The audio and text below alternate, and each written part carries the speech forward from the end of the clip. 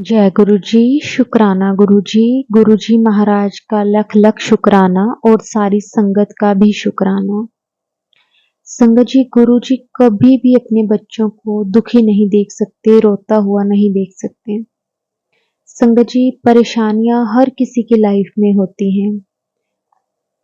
हर कोई कोई ना कोई परेशानी से घिरा हुआ है, लेकिन जब गुरु जी हमारा हाथ पकड़ लेते हैं तो उसके बाद हमें कोई परेशानी, कोई मुसीबत बड़ी नहीं लगती। गुरुजी हमें कभी भी किसी चीज की कोई कमी नहीं आने देते।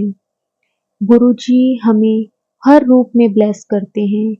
कभी हमें दोस्त के रूप में, कभी हमें भाई बहन के रूप में, कभी हमें माँ बाप के रूप में।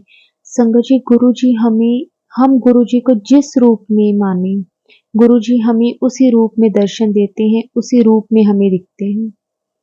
कभी कोई कमी नहीं आने देते।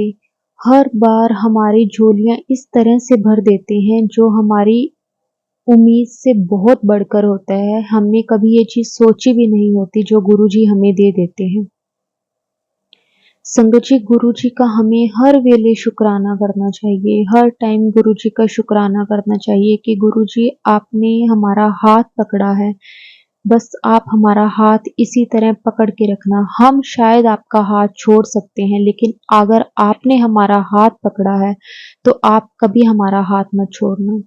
हमसे कभी कोई गलती, कभी कोई भूल हो जाए तो हमें माफ कर देना। संगत जी, हमें गुरु जी के लिए टाइम भी जरूर निकालना चाहिए, जितना टाइम हम गुरु जी को दे सकते हैं। वैसे तो सारा टाइम ही गुरु जी का है, लेकिन जो भी हमें गुरुजी ने इस दुनियावी दुनिया में भेजा हुआ है, जो हमारे फर्ज हैं, उसके अलावा जो हम गुरुजी को टाइम, जितना टाइम हम दे सकते हैं, गुरुजी के पास बैठ सकते हैं, हमें जरूर गुरुजी से बातें करनी चाहिए।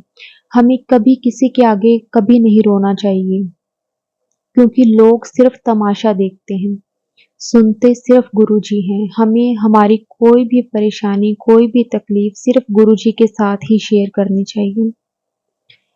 गुरुजी का हमें शुक्राना करना चाहिए। हमें जब भी टाइम मिले गुरुजी से बातें करो, गुरुजी को चाय का भोग लगाओ, उनके पास बैठो, चाय उनके साथ पियो, उनसे बातें करो। हमें, जब हम गुरुजी से बातें करते हैं ना संगत जी, तो हमें ऐसा कभी फील नहीं होता कि हमारी लाइफ में कोई कमी है। गुरुजी हमें हमारी औकात से इतना ज़्यादा देते हैं। हम सोचते हैं कि शायद ये तो मेरी किस्मत में भी नहीं था जो गुरुजी ने मुझे दे दिया। संगत जी, गुरुजी तो झोलियाँ इस तरह से भर देते हैं कि हम कभी सोच भी नहीं सकते। संगत जी, हमें, अगर हम अमृत वेला कर सकते हैं तो वो भी हमें करना चाहिए। मंत्र जाप करना चाहिए। हर वेले गुरुजी का शुक्राना करना चाहिए।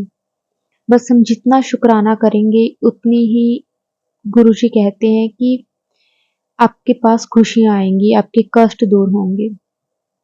संगत जी, आज का सत्संग हमारे साथ यशिका आंटी जी ने शेयर किया है, जो कि फिरोजपुर से हैं। संगत जी, बहुत सुंदर सत्संग है। अगर आप भी अपना सत्संग शेयर करना चाहते हैं तो डिस्क्रिप्शन में व्हाट्सएप नंबर दिया हुआ है, आप उस पर सत्संग को भेज सकते हैं। तो चलिए संगत जी, आज का सत्संग हम स्टार्ट करते हैं। जय गुरु जी, शुक्राना गुरु जी।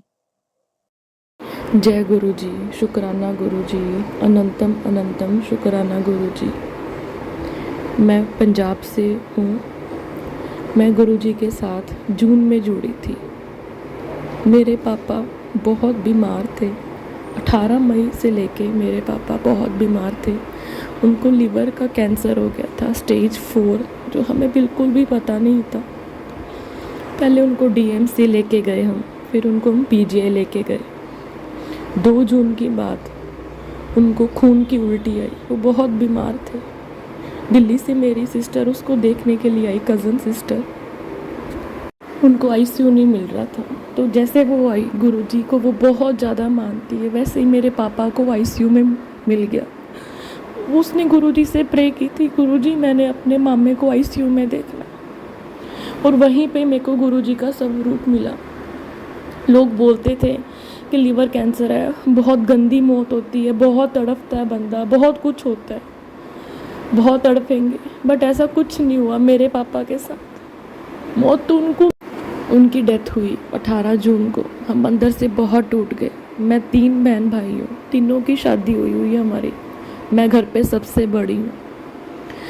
मेरे लिए तो पापा ही थे सारा कुछ, जिससे मैं सब प्रॉब्लम्स को शेयर करती थी। अब मेरे को ये है कि मेरी प्रॉब्लम कौन सुने। फिर धीरे धीरे गुरुजी पे ट्रस्ट होना शुरू हो गया। गुरुजी का स्वरूप मैंने ऑनलाइन मंगवाया। माफ़ करना गुरुजी, मुझे पता नहीं था कि गुरुजी का स्वरूप नहीं मंगवाते ऑनलाइन। मैंने उनको पूछना शुरू कर दिया, उनसे बातें करनी शुरू कर दी, पर मेरे दिमाग में यही रहता था सारा दिन कि मेरे पापा कहाँ पे होंगे, मेरे पापा कहाँ पे होंगे, स्वर्ग में गए हैं कि नहीं, वो शांत है कि नहीं। फिर मेरे को एक दिन गुरुजी का मैसेज मिलता है, चिंता ना कर, तेरा प्यो मेरे को ले है। मेरे को इतनी शांति मिलती है, इतनी शांति मिलती है ना। फिर थोड़ा टाइम हुआ था अभी जुड़े मेरे को संगत जी। मेरे को ये नहीं पता था कि हमारे फिरोज़पुर में भी गुरुजी का मंदिर बना हुआ है। मेरे को इतना था ना अंदर से कि हाय मेरे को भी गुरुजी के मंदिर जाना है, लोग सत्संग करते हैं, मैंने भी देखना है। तो मेरे एक अंकल हैं, वो फेसबुक पे रोज़ गुरुजी का ऐसे स्टेटस डालते थे, तो मैंने नीचे रोज़ लिख देना जय गुरुजी। उन्होंने मेरे को एक दिन बोला कि आप जाते हो? मैं कहा नहीं, गुरुजी के पास डुगरी जाना या बड़े मंदिर जाना अभी तो नहीं है, क्योंकि मेरे घर पे कोई मानता नहीं है ऐसे गुरुजी को। कहते हैं फिरोज़पुर जाया करो। मैं इतनी खुश हुई कि फ़िरोज़पुर में भी है। मैंने बोला भैया मेरे को जल्दी बताओ कहाँ पे है फ़िरोज़पुर। अंकल जी ने जैसे मेरे को एड्रेस बताया तो वो तो बिल्कुल ही मेरे घर के पास निकला। उसी रात 7 बजे मैं अपनी एक्टिवा उठा के गुरुजी का देखने के लिए चली गई कि कहाँ पे उनका मंदिर है। तो मेरे को कोई परेशानी नहीं हुई, जाके उनके घर के सामने एक्टिवा रुक गई। तो देख रही थी कि यहीं पे है। पीछे से एक लड़की आ रही थी, उसको मैंने बोला कि ये गुरुजी का? कहते हैं हाँ जी आप अंदर चलो। मैंने उसको बोला कि मैं तो खाली आई हूँ, मेरे पास माथा टेकने के लिए भी कुछ नहीं है। कहते अरे आंटी कोई बात नहीं, आप चलो तो सही ऊपर। वो मेरे को ऊपर ले गई। मतलब मानो मैं देखकर, मतलब जैसे ना मेरे को मेरे पापा की याद आ गई। मैं इतना ज़्यादा रोई गुरुजी के आगे, इतना रोई। वहाँ पे आंटी थे जो गुरुजी की सेवा करते हैं, उन्होंने मेरे को ढेर सारा प्रसाद दिया। मैं बाहर निकल के अपने अंकल को फ़ोन किया, इतना रोई कि गुरुजी ने मेरे को बड़ी ब्लेसिंग्स दी। साथ में आंटी ने मेरे को बोला अगले दिन ज़रूर आई, ਆਪਾਂ गुरुजी की सेवा करते थे, 1 साल पूरा हो गया, कल बड़ा भागा वाला दिन है। मैं अगले दिन गई, बहुत अच्छा लगा। मेरा वो पहला सत्संग था, मेरे को बहुत अच्छा लगा। शुक्राना जय गुरु जी, शुक्राना गुरु जी, अनंतम अनंतम शुक्राना गुरु जी।